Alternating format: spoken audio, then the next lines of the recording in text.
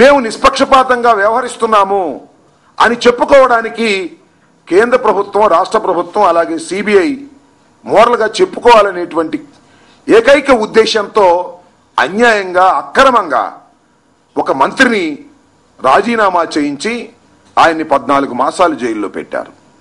ఈ జైల్లో పెట్టినటువంటి క్రమంలో నిన్న వారి సోదరుడైనటువంటి హర్నాథ్ బాబు ఒక విషయాన్ని చెప్పాడు.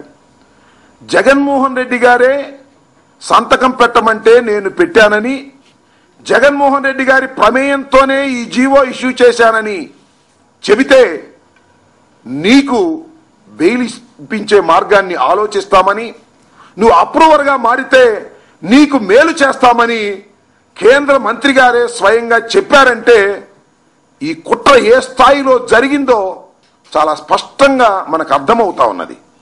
ఆ రోజున మోపిదేవి వెంకటరమణారావు గారిని అరెస్ట్ చేసిన సందర్భంలో కూడా సిబిఐ కస్టడీలో ఉన్నటువంటి మోపిదేవి వెంకటరమణారావు గారి దగ్గరికి కాంగ్రెస్ దూతలు వెళ్లి రాజీనామా పత్రం మీద సంతకం పెట్టించుకొచ్చారు. రాజీనామా అంటే కేవలం రాజీనామా వరకే చేయాలి, కానీ ఆ రోజున ఒక సుదీర్ఘమైనటువంటి లెటర్ డ్రాఫ్ట్ చేసి ఆ ఒత్తిడిలో ఉన్నటువంటి మోపిదేవి వెంకటరమణారావు గారి చేత సంతకం పెట్టించుకొని ఆ లెటర్ తీసుకొచ్చి ఇది రాజశేఖర రెడ్డి గారు పెట్టమంటేనే ఈయన సంతకం పెట్టాడు తప్ప ఈయనకి ఏమీ ప్రమేయం లేదు అని చెప్పడానికి ప్రయత్నం చేశారు ఆ రోజున కాంగ్రెస్ పెద్దలందరూ కూడా.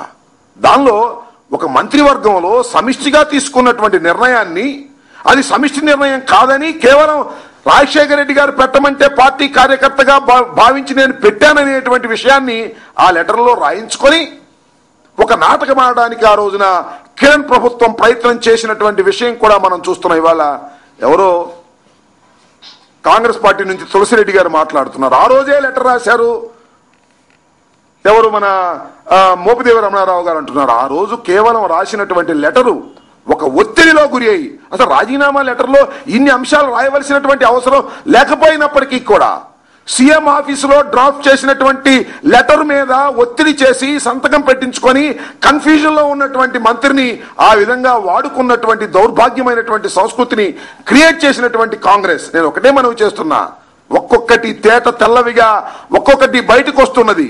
అనేక సందర్భాల్లో మేము అడిగాం, మోపిదేవి రమణారావు గారు చేసినటువంటి పాపం ఏమిటి, అలాగే మరి మంత్రులు కడవ 2 మంత్రులు ఉన్నారు ఇవాళ రాజీనామాలు చేశారు.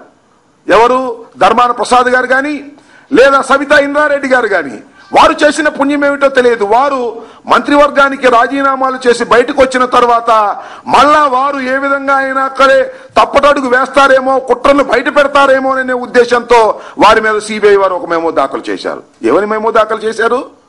వారంతా బయట ఉంటే సాక్ష్యాలను తారుమారు చేసే అవకాశం ఉందట. వారు మంత్రులుగా ఉన్నప్పుడు, బయట ఉన్నప్పుడు ఛార్జ్ షీట్ పెట్టేంత వరకు వారి గురించి మాత్రం విచారణ చేసి వదిలేసి ఆ రోజున సాక్ష్యాలను తారుమారు చేయరట. మంత్రి పదవులు పోయిన తర్వాత ఇవాళ సాక్ష్యాలను తారుమారు చేస్తారట. ఏమిటి అన్యాయం అని అడుగుతా ఉన్నా. ఈ విధంగా ఏదో ఒక విధంగా మంత్రుల్ని తనకు అనుకూలంగా చెప్పించుకునే కార్యక్రమం, జగన్మోహన్ రెడ్డి గారిని మరింతగా నిర్బంధంలో కొనసాగించడం కోసం ఎవరినైనా బలి చేయడానికి కాంగ్రెస్ పార్టీ సిద్ధంగా ఉన్నది అని చెప్పడానికి ఈ ఉదాహరణ, అలాగే సిబిఐ మెమో ఫైల్ చేసినటువంటి ఉదాహరణ మనం చూస్తున్నాం. సిబిఐ ఎందుకు ఈ రకంగా మాట్లాడుతుందో నాకు అర్థం కాల. మంత్రిగా ఉన్నటువంటి మోపిదేవి రమణారావు గారిని ఆయన నాకు బాగా తెలుసు. నేను ఇంతకు ముందు రిప్రజెంట్ చేసినటువంటి నియోజకవర్గం నుంచే రిప్రజెంట్ చేస్తున్నటువంటి వ్యక్తి 1987లో ఒక మండల అధ్యక్షుడిగా తన జీవితాన్ని ప్రారంభించి 3 సార్లు గెలిచి దినదిన ప్రవర్ధమానంగా ఒక నాయకుడిగా తయారవుతున్న బీసీ నాయకుడు. అందులోనూ మత్స్యకార కుటుంబానికి చెందినటువంటి వ్యక్తి. మత్స్యకారుల్లో నాయకత్వ పటిమ ఎంతుందో మనం చూశాం. చాలా అరుదుగా ఉండేటటువంటి వ్యక్తిని ఇవాళ బలి చేసి ఆయన లోపల పెట్టి ఆయన కుటుంబాన్ని, ఆయన కుటుంబ సభ్యుల్ని కూడా తీవ్రంగా వేధిస్తున్నటువంటి విషయం మనం చూసినప్పుడు ఎంత బాధ కలుగుతుందో ఒకసారి ఆలోచన చేయవలసిందిగా మిమ్మల్ని అందరూ నేను కోరుతూ ఉన్నా.